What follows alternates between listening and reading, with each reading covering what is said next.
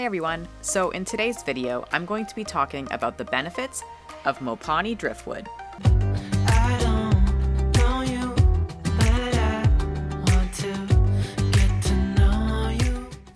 Mopani Driftwood is native to Africa, and it is from a tree known as the Mopane tree. I have looked up the pronunciation of this, and it's pretty split on whether or not the tree is referred to as Mopani also, or just Mopane, but the wood is Mopani, and it is from that tree. Now, Mopani Driftwood is very similar in appearance to another popular aquarium wood known as Malaysian Driftwood, but there are a couple of differences that make this unique, and I'm going to go over those right now. So first things first is this is a pretty big piece of wood. It is sometimes referred to as gnarled driftwood, and it kind of has that winding, curved appearance because it is actually a root. Now, a lot of pieces of Mopani Driftwood are going to be very similar in size and shape. Unlike some other popular aquarium wood, such as spiderwood or Malaysian Driftwood, you're not going to have a ton of different shapes and sizes to choose from. It's kind of like choya wood in the sense that they're all very similar in how they look. Now, this wood would be great for someone who doesn't want all of that versatility in their aquarium, and they want everything to be pretty uniform. So if you want all of your wood to look pretty identical, and if you wanted to put this wood kind of have a root appearance, have some plants growing on it, it could kind of make a good forest theme, and it actually would be pretty cool. Now, another thing about the appearance that is pretty cool is that it actually comes in a couple different colors. Now, unlike most woods, like spiderwood is usually always a light brown and Malaysian driftwood is almost always dark, this wood can be both. Even on this one piece alone, you can see that it is mostly dark on one side, but there is a little light piece on the front, and if I flip it around, the entire backside is white as well. It is a light wood. This is really cool how you can choose whether you want it to be a light wood or a dark wood. So even if you had a similar size of wood and shape, you can get a little bit creative with the colors. Another thing that makes this type of driftwood stand out to me as a Betta owner is this type of wood doesn't have a lot of sticks poking out like some other woods do. Spiderwood is known for having all of those pieces like sticks going in a bunch of different directions, and Malaysian driftwood can have some sharp pieces coming out as well. But this is kind of more like choya wood in the sense that there's usually not a bunch of pieces sticking out. If you have a long-finned fish, like in my case a betta or a goldfish, then you wouldn't have to worry about this wood as much. So those are a bit of the key factors that make Mopani Driftwood a little bit different than Malaysian Driftwood, another popular wood. Now, I'm just going to quickly go over what you should do before you add this in your tank, and then I'll go ahead and go over all of the benefits of Mopani Driftwood. Like pretty much everything before putting it in your aquarium, I highly suggest giving it a good rinse or even a soak.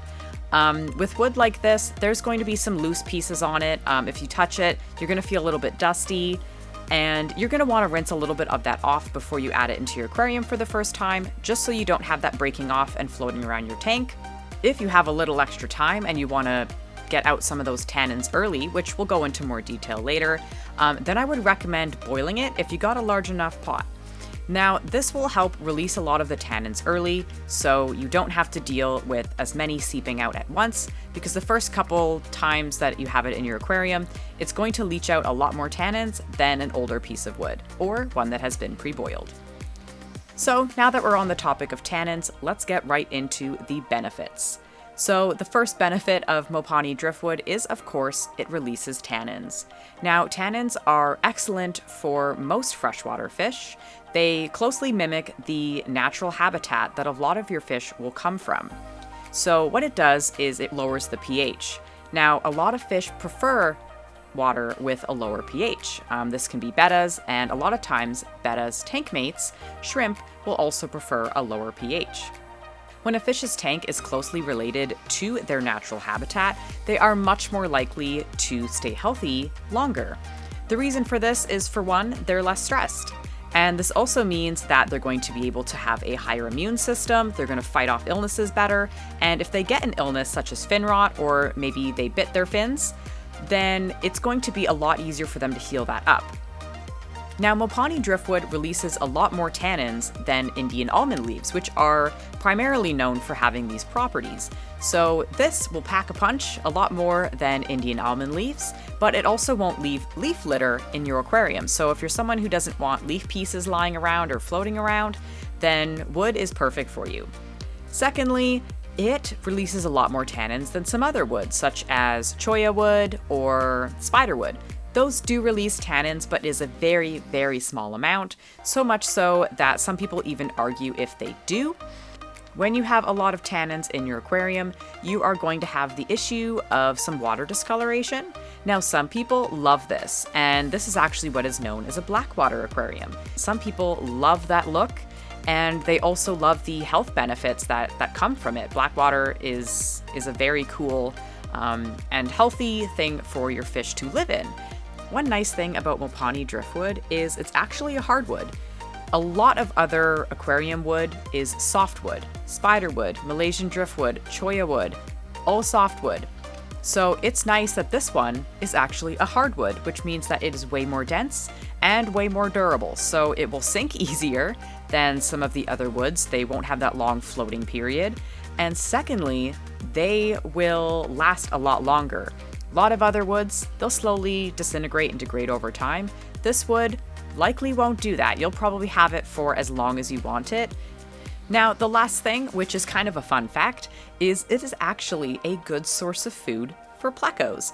If you have a pleco in your tank, then they actually will eat wood to get fiber and other nutrients.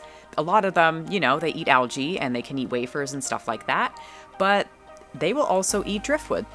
Now, wood will also provide a place for algae to grow, and so if you have some invertebrates, they will go along and eat it as well. Now, the last point I think might affect a lot of my viewers because a lot of you guys have bettas, and that is it will not fit in nano tanks.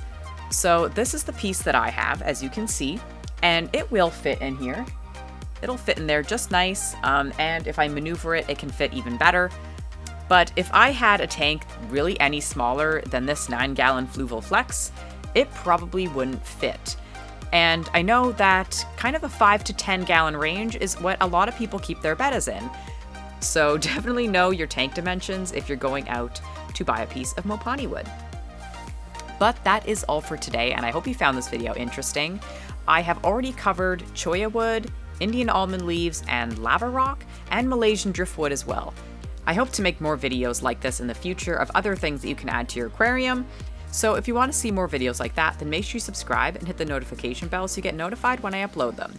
Thank you so much for watching, and I hope to see you again soon. Bye, guys.